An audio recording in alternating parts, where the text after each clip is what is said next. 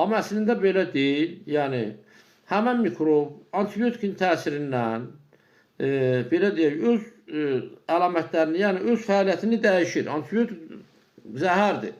Mikrob üçün də, insan üçün də müəyyən qədər. Və bunun təsirə məruz qalan mikrob gizlənməyə çalışır. Onda o kliniki əlamətlər başlayır sönməyə. İnsan onu duymur artıq mikrobu. Mikrob keçir gizli fəaliyyətə, gizli şəraitə və insan onu duymur. Amma həmən o mikrobun, o parazitin ziyanı yenə davam edir. O ziyan əlamətin keçməyi hələ o demək deyil ki, insan sağalır. Əlamət keçir, amma onun mənfi təsiri qalmaqda olur. Yəni belə insanlar var, illərlə bu vəziyyətdə qalıblar və ciddi problemlər yaranır. Və problem yaranandan sonra başlayıblar bunu araşdırmağa. Məlum oldu ki, həmən infeksiya orada da durur.